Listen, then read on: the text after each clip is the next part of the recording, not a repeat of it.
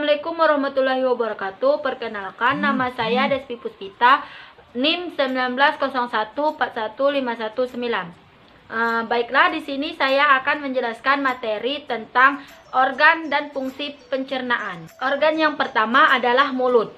Mulut ialah pintu gerbang saluran pencernaan. Pada rongga mulut terdapat 3 bagian yang membantu proses pencernaan. Yang pertama, gigi. Gigi fungsinya adalah untuk mencerna makanan dengan cara memotong, mengoyak, dan mengunyah sehingga makanan menjadi halus. Yang kedua ialah lidah.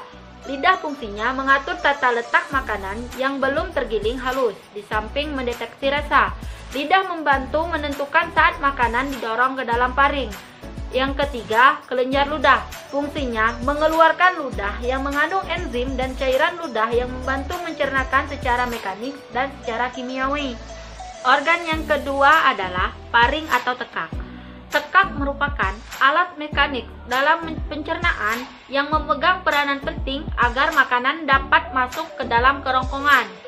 2 kelab yang terdapat pada daerah ini berfungsi sebagai penutup saluran pernapasan agar makanan tidak salah masuk dan membantu otot pangkal lidah makanan dapat masuk ke dalam kerongkongan. Yang ketiga ialah kerongkongan atau disebut juga dengan esofagus. Kerongkongan terdapat di belakang tenggorokan. Gerakan otot melingkar dan melintang yang kontraksinya dikoordinasikan oleh saraf otonom menghasilkan gerak yang mendorong makanan masuk ke dalam lambung. Bagian akhir dari kerongkongan yang berbatasan dengan lambung terdapat otot sphincter atau otot cincin yang menahan makanan agar tidak masuk kembali ke kerongkongan. Keempat adalah lambung yang berfungsi menyimpan makanan, mencampur dan menghancurkan makanan menjadi bentuk yang lebih mudah diserap. Pada bagian lambung terdapat 3 bagian yang membantu proses pencernaan. Yang pertama, kardiak.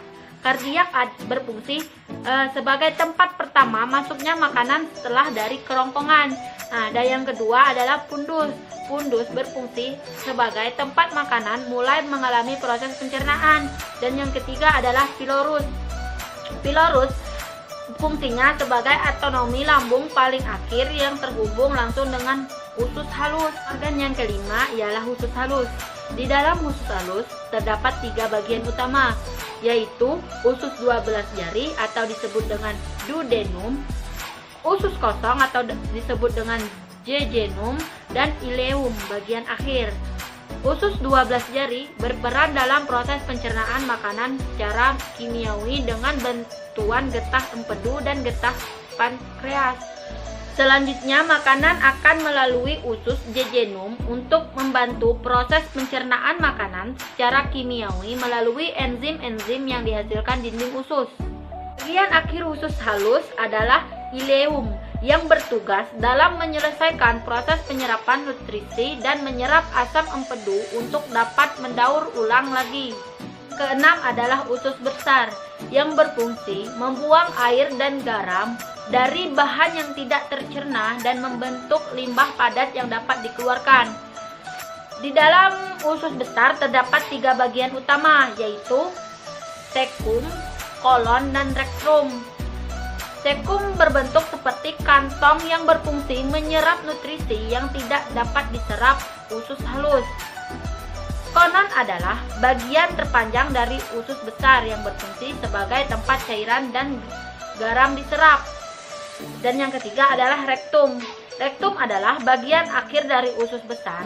Rektum terhubung langsung ke anus sehingga bagian ini berfungsi untuk tempat penyimpanan tinja sebelum dikeluarkan oleh anus. Organ yang terakhir adalah anus.